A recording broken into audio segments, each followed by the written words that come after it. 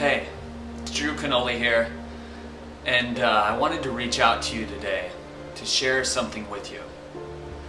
Over the past 60 days, I've devoted a lot of my time to truly understanding why I'm at this point in my life, where I am.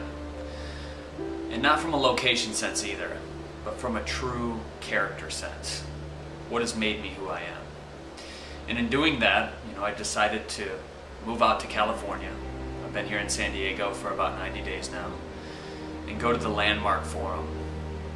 Something that happened to me a long time ago was incomplete. And let me tell you a little bit about what that was.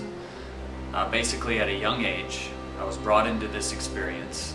I could probably say I chose to come into an experience where I was abused. Physically, emotionally neglected. There were times in my life where if I couldn't tie my shoes fast enough, I would get a cigarette put out on my head. And all types of events like that. I'm not saying this to make you upset or anything like that, or bring back those memories. Because for me, I'm freed. And I'll explain to you how that happened. At the young age of 6, I was luckily uplifted from that family by God and put into a family that's been completely amazing. They've been there for me my whole entire life. And I started to pray, typical things a child would pray for. My grandma, my grandpa, the goldfish, the hamster, the gerbil, whatever it was, I would pray for it at that age. And I prayed for one day to forgive my father for what he had done to me as a kid. And I thought I was released. A lot of people say forgiveness is the most important thing, and I believe that. So I went on for the next 20, 25 years thinking that I was completely released and free from this incident.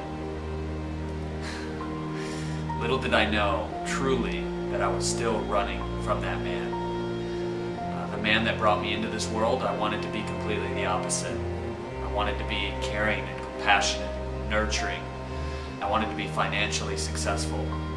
I wanted to go out into any environment and basically control that environment because I had no control as a kid.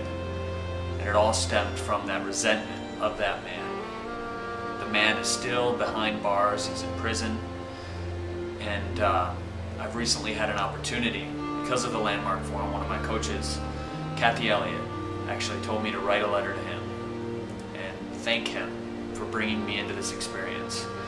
And I know what you're thinking, like many people. You're gonna thank this guy that abused you as a kid? What are you, nuts, Drew? And it's not about that. What it is realizing that he was just where he was. That maybe he had a bad dad. Nobody knows what his story was. Nobody knows what anybody's story is that offends you, that does wrong to you, no matter what it may be.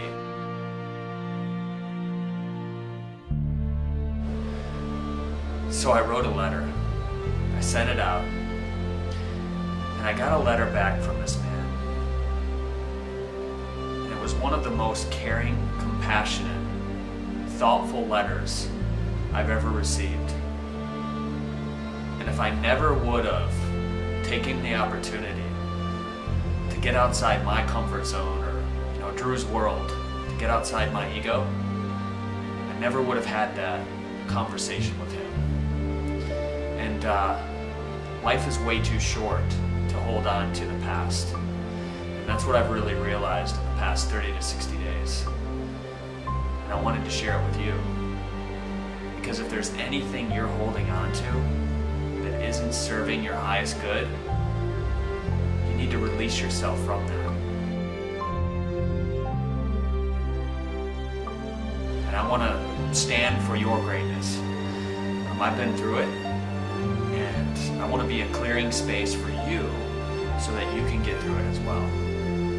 So if there's anything you're holding on to from the past that's maybe causing you to be a certain way, something from your childhood, maybe you weren't good enough, maybe you just went around your whole life trying to prove to others that you were good enough because of something that happened to you, I want to let you know that I stand for your greatness. And I am truly here for you. So send me a message on Facebook. I'll let you know how I release myself from this, and I'll help you walk through it. Because nobody wants to live a life acting in a way that they have no control over. It's much more freeing to just be.